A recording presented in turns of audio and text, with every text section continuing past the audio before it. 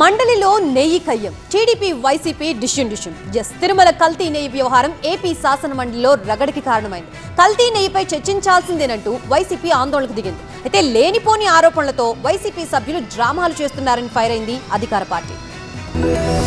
AP శాసన మండలి సమావేశాల్లో కల్తీ నెయ్యి వివాదం దుమారం రేపింది. వైసీపీ నేతలు తిరుమల కల్తీ నెయ్యి అంశంపై చర్చించాలని పట్టుబట్టడంతో గందరగోళం నెలకొంది.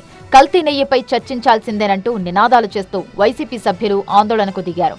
హెరిటేజ్, ఇందాపూర్ డైరీల నెయ్యి సరఫరాపై వైసీపీ వాయిదా తీర్మానం ఇవ్వగా చైర్మన్ దానిని తిరస్కరించారు. దీంతో వైసీపీ సభ్యులంతా ప్లకార్డులతో ఆయన పోడియంను చుట్టుముట్టారు. ఆందోళన నేపథ్యంలో చైర్మన్ శాసనమండలిని వాయిదా వేశారు. తిరుమల ప్రసాదంపై లేనిపోని ఆరోపణలు చేశారని ఆరోపించారు మాజీ మంత్రి బొత్స సత్యనారాయణ. ఇందాపూర్ డైరీ హెరిటేజ్ కు చెందిన సంస్థ అని ఆరోపించారు. దీన్ని అడ్డుపెట్టుకుని దోపిడీకి ప్లాన్ చేశారన్నారు.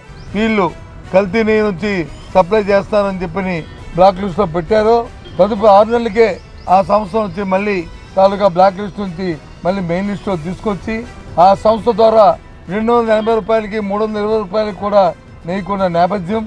అదే సంస్థ ఇందాపూర్ అని చెప్పిన సంస్థ ఏదైతే ఉందో ఆ ఇందాపూర్ సంస్థ ఇవాళ వచ్చి 658 రూపాయలకి ఇవాళ వచ్చి నెయ్యిని సప్లై చేస్తారు. అయితే ఈ అంశంపై వైసీపీ నేతలు ఆరోపణలు, ఆందోళనను ప్రభుత్వం తప్పుబట్టింది.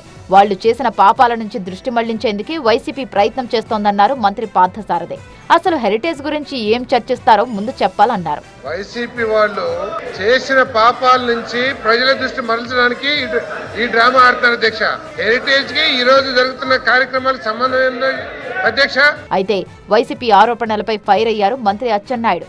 ఓ ప్రముఖ సంస్థపై ఆరోపణలు చేసినప్పుడు ఆధారాలు ఉంటే బయట పెట్టాలని కోరారు.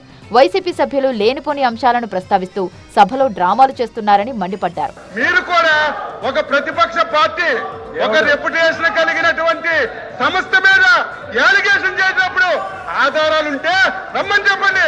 మొత్తానికి కల్తీ నెయ్యి వివాదం రకరకాల ఆరోపణలతో అనేక మలుపులు తిరుగుతోంది. అటు అధికార పక్షం, ఇటు విపక్షం ఈ అంశంలో తప్పు మీదంటే మీదే అంటూ విమర్శలు చేసుకుంటున్నాయి. దీంతో ఈ వ్యవహారంపై రాజకీయ రచ్చ ఇప్పుడిప్పుడే ముగిసేలా కనిపించడం లేదు.